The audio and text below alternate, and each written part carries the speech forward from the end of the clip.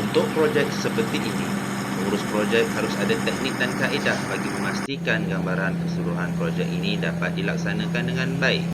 Jadi apakah teknik dan kaedah yang boleh digunakan? Terus saja ke video kali ini. Okey, Assalamualaikum warahmatullahi wabarakatuh dan selamat sejahtera.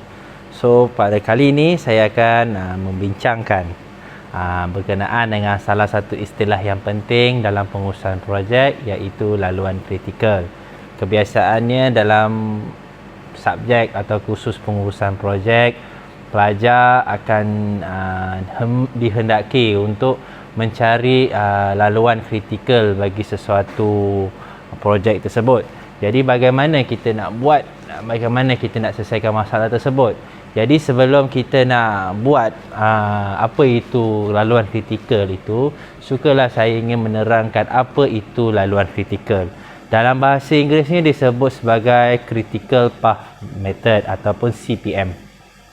CPM ni sebenarnya adalah salah satu metodologi atau teknik yang diguna pakai oleh kebanyakan pengurus projek, bagi untuk menyediakan satu perancangan, pelaksanaan dan juga pengawalan projek mereka lah. Dia ini boleh disembahkan. Kenapa digunakan? Sebab dia ni dipersembahkan dalam bentuk gambar rajah atau ada diagram yang menunjukkan keseluruhan projek itu daripada awal dan tamat. Selain itu juga dia boleh menunjukkan perhubungan antara aktiviti-aktiviti yang dilaksanakan bagi menunjukkan ada tak hubungan antara aktiviti sebelum dan selepas sehinggalah projek itu tamat. That's why untuk untuk mendapatkan laluan kritikal tersebut, pengurus projek haruslah terlebih dahulu menentukan aktiviti-aktiviti yang harus dilaksanakan bagi projek itu boleh diselesaikan. Jadi dalam kes ini saya ambil satu contoh, yang contoh mudah saja, tidaklah melibatkan projek yang sebenar, cuma lebih menjurus kepada bagaimana kita nak menghasilkan diagram tersebut dan bagaimana kita boleh mendapat laluan kritikal tersebut. Kalau contoh di sini biasanya pelajar akan mendapat soalan sebeginilah, dia akan bagi dalam bentuk table macam ni. Jadi dalam table ini kita akan tahulah projek apa. Contoh dalam ni dia projek ABC. Aktiviti apa yang ada, iaitu ada 4 aktiviti di sini. Kita dah simbolkan dia A, B, C, D. Kemudian dia ada aktiviti sebelumnya, iaitu sebelumnya ataupun dalam bahasa Inggerisnya kita sebut predecessor. Dan juga jangka masa ataupun durationnya, kalau hari, harilah, kalau minggu, minggu, kalau jam, jam lah. Tapi dalam kes ni kita ambil hari untuk bagi gambaran yang mudah. Jadi kita akan construct dulu diagram dia. Kita kena buat satu networking dia. Macam mana daripada mula sampai projek itu tamat berdasarkan table yang ada ni. Biasanya kita kena lihat dulu apa ni aktiviti dan aktiviti sebelumnya. Tetapi pelajar, jadi sebelum kita nak isikan gambar rajah ini, nak buat gambar rajah rangkaian ini, kita ada satu table yang di mana pelajar harus faham bahawa table ini pelajar kena isikan bagi setiap aktiviti-aktiviti itu nanti. Dan table ini dia ada 6 kotak, di mana kotak yang pertama ini bagi A, yang saya panggil A ni adalah mewakili aktiviti, dan yang bawah ni mewakili masa ataupun jangka masa lah, time. Seterusnya ada 4 kotak ini. Sebenarnya ini 4 kotak ni lah dapat membantu kita untuk mencari masa tu, masa yang terpanjang projek itu boleh diselesaikan. Jadi bagi kotak yang pertama kita panggil sebagai ES, iaitu kita panggil sebagai early start. Kemudian kita panggil seterusnya kotak EF, early finish.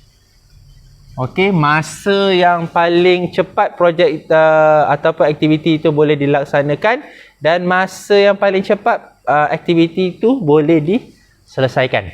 Itu bagi kotak di atas. Manakala bagi kotak yang di bawah, kita boleh letak dia sebagai late start ataupun late start LS dan seterusnya late finish. Late finish. Okey. Yang bawah pula dia paling lambat. Lambat mula dan lambat habis. Masa yang diperlukan okey untuk aktiviti itu dimulakan lah. Okey. Jadi kotak ini nantilah kita akan masuk dalam gambar rajah kita. Okey. Jadi kita terus kepada jadual ni. Okey, table ni. Jadi satu projek ini kita dah tahu dia akan mula dengan aktiviti A. Okey, jadi sebelum tu kita panggil mula lah. Atau kita boleh letak kat sini mula start. Okey. Dia ada anak panah di sini. Okey. Kalau kita lihat kat sini aktiviti A, okay, kita akan terus isi kotak yang ini. Saya buatkan dalam table biru. Alright. Okey. Tadi kita kata apa? Kat kotak ni aktiviti kan? Jadi ni aktiviti A. Kita isi ni dulu. Dan masa sebelumnya apa ni? Aktiviti A dan masa yang nak diselesaikan selama 5 hari. Okey, dan kita biarkan dulu ES, EF, ELS dengan LF tu dulu. Okey. Jadi selesai. Aktiviti A, aktiviti sebelumnya tak ada, jadi dia start dululah. Okey. Jadi untuk aktiviti B, dia boleh dilaksanakan setelah aktiviti aktiviti A selesai. Jadi kita boleh buat anak panah sebegini. Okey. Dan kita boleh copy balik table tu. Okey. Di mana aktiviti B akan boleh dilaksanakan setelah aktiviti A selesai. Jadi aktiviti B tadi kita tengok T dia berapa masa dia yang harus diselesaikan, selama 5 hari juga. Alright. Jadi kita tinggalkan 4 kotak seterusnya. Okey, seterusnya untuk aktiviti C, dia juga boleh dilaksanakan setelah aktiviti A tamat. Jadi dia boleh habis aktiviti A, aktiviti B dan aktiviti C boleh dilaksanakan. Jadi kita boleh buat diagram sebegini. Nak menunjukkan hubungan A dan B dan C tersebut. Jadi aktiviti ini, aktiviti C, masa yang diperlukan untuk selesai aktiviti C ini adalah ambil masa 10 hari. Dan aktiviti D pula akan boleh dilaksanakan setelah aktiviti B dan C selesai. Okey? Jadi gambaran dia seperti gini. Okey.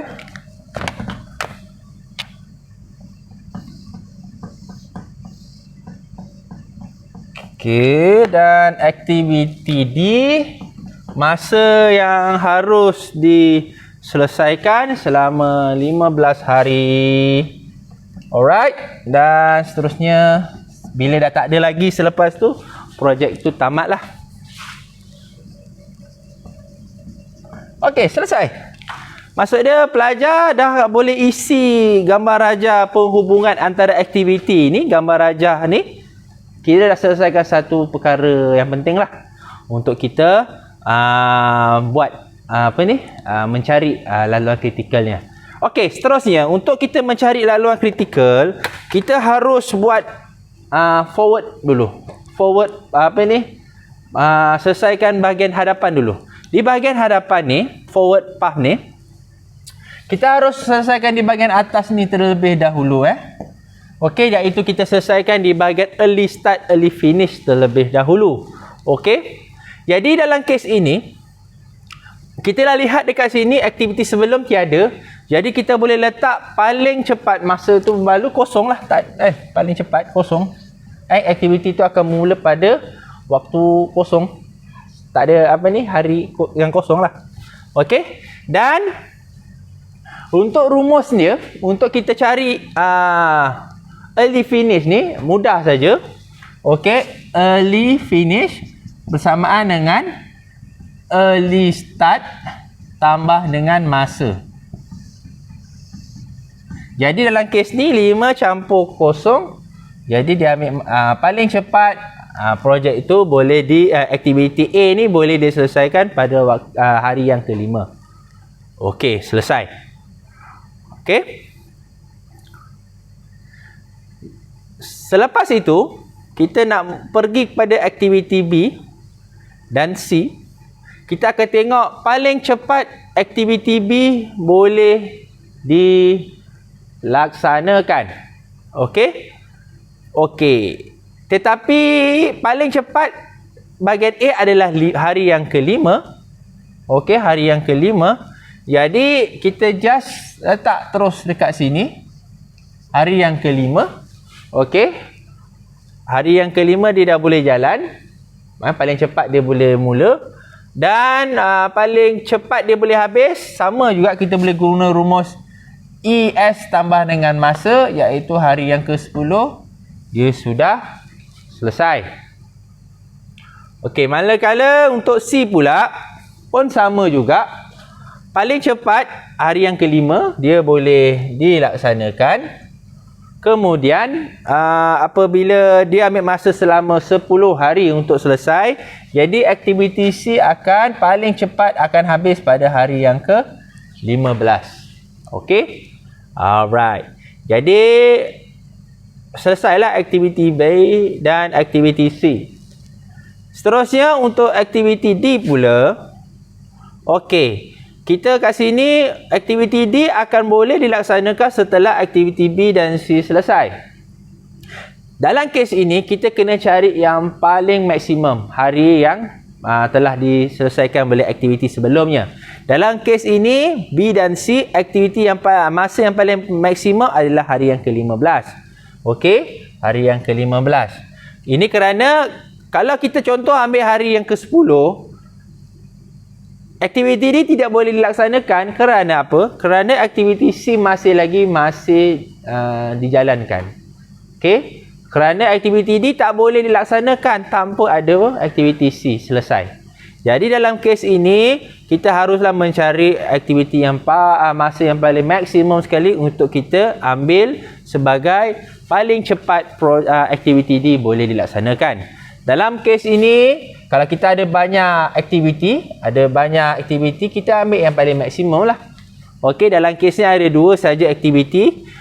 Jadi kita ambil maksimum sini paling cepat mula pada hari yang ke-15. Jadi bila paling cepat dia habis? Okey.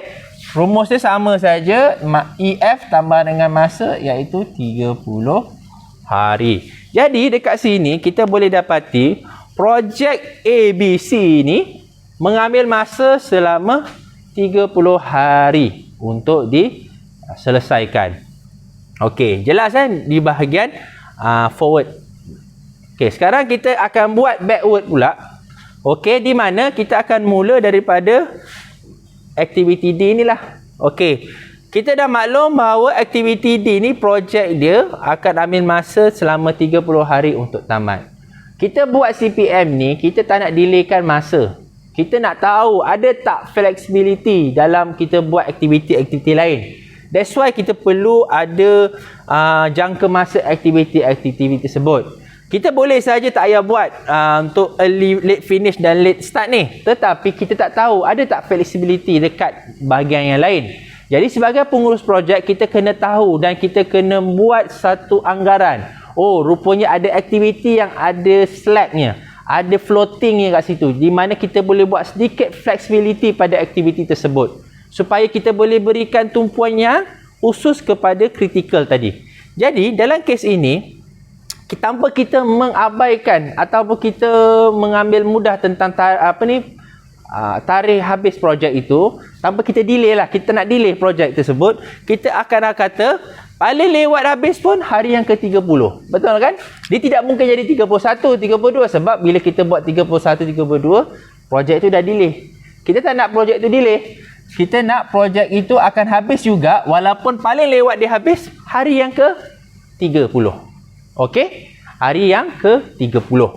Okey, jadi persoalannya bilakah paling lewat projek itu boleh dimulakan? Okey, untuk paling lewat kita boleh ambil rumus late start bersamaan dengan late finish tolak dengan masa. Okey. Jadi late finish kita pada hari yang ke-30 tolak dengan masa 15. Jadi paling cepat akan paling lewat akan projek ini akan mula pada hari yang ke-15 jugalah. Okey. Selesai di situ. Okey. Sekarang kita akan buat backward antara projek C dan juga projek aktiviti C dan juga aktiviti B. Okey. Di mana kita akan tentukan mana late finish dia, paling lewat habis. Okey, semua maklum bahawa paling lewat habis dalam kes kat sini adalah hari yang ke-15. Okey, jadi paling lewat habis pagi sini dah tentulah 15.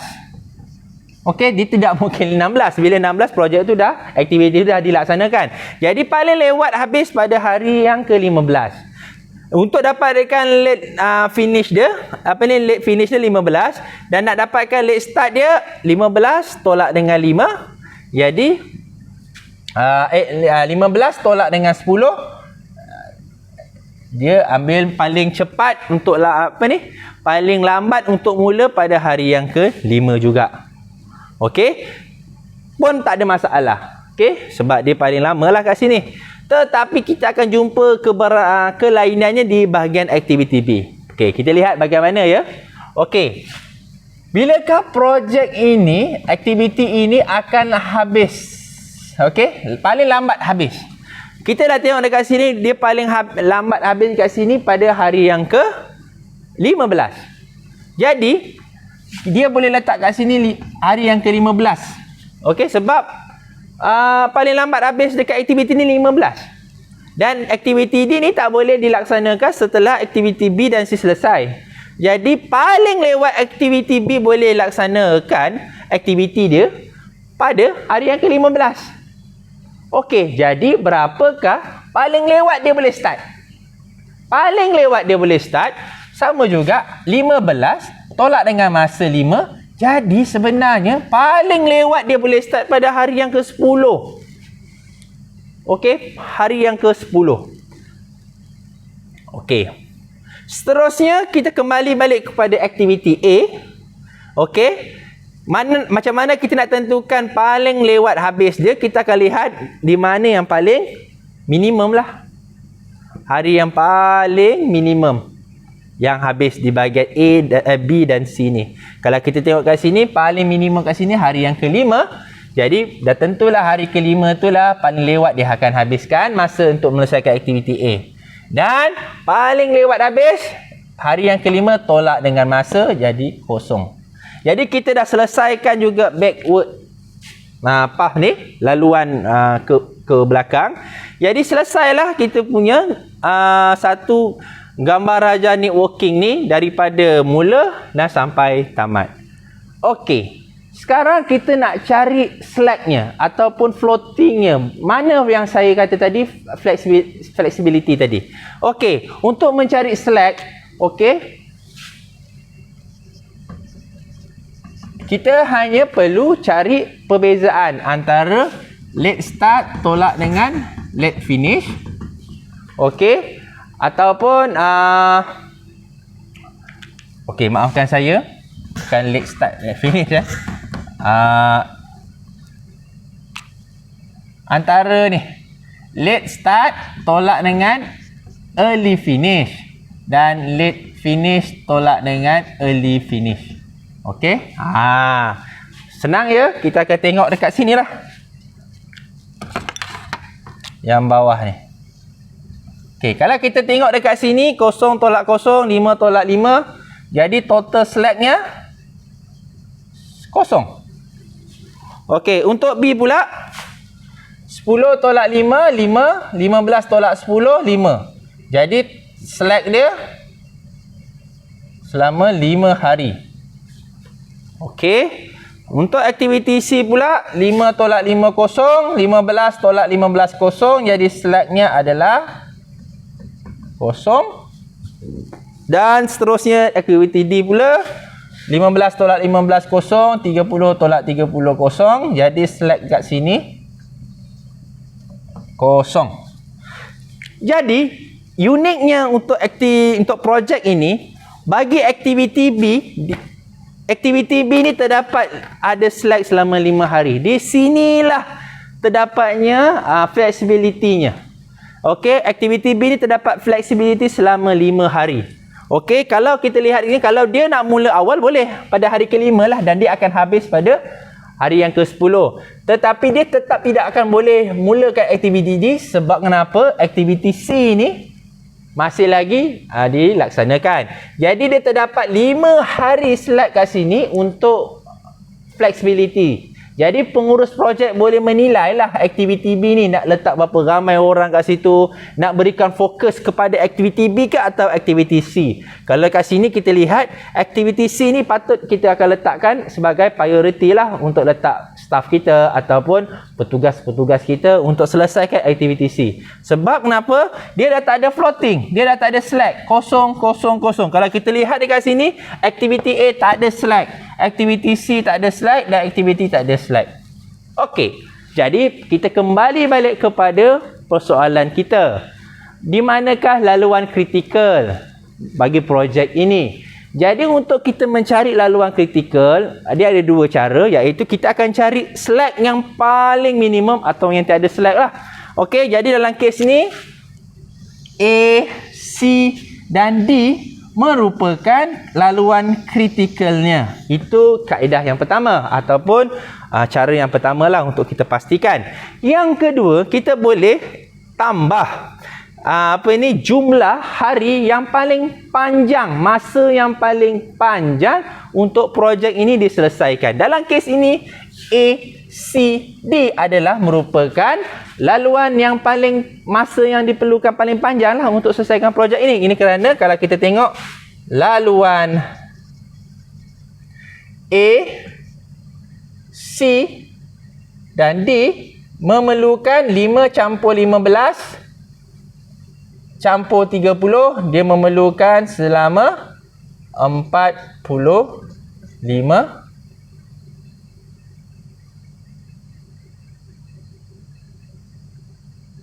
5 campur 5 bukan. Okey, kita akan tengok dia punya duration. Okey, 5 campur 15. 5 campur 15 dia akan ambil masa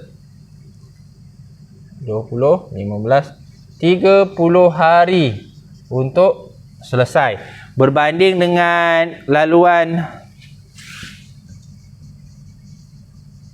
A, B dan D, laluan dia akan 5 campur 5 campur 10, ambil masa 25 hari. Jadi kita akan cari laluan yang paling panjang untuk selesaikan projek ini. Jadi memang laluan kritikalnya adalah pada laluan A, C dan D. Okey, jadi itulah berkenaan dengan CPM. Inilah kaedah CPM, iaitu Critical Path Method. Jadi nanti video yang akan seterusnya nanti kita akan tunjukkan projek yang sebenar penggunaan dengan pemasangan chiller. Contohnya nanti kita lihat macam mana kita boleh implement, boleh aplikasikan teknik ini kepada soalan tersebut. Jadi yang pertama, pelajar harus gunakanlah teknik yang ada supaya kita boleh tahu manakah laluan kritikal bagi projek tersebut. Okey, jadi saya rasa itu saja untuk video kali ini. Jika ada sebarang masalah, jika ada sebarang isu, boleh kongsikan dalam ruangan komen. Dan jika ada sebarang cadangan penambahbaikan untuk saya improve untuk video pengajaran kali ini, boleh juga dikomenkan dalam video tersebut, di bahagian komen tersebut, supaya saya boleh improve lah pada video yang akan datang. Jadi saya rasa itu saja untuk kali ini. Kita jumpa pada video praktikal yang akan datang. Sekian, Assalamualaikum warahmatullahi wabarakatuh.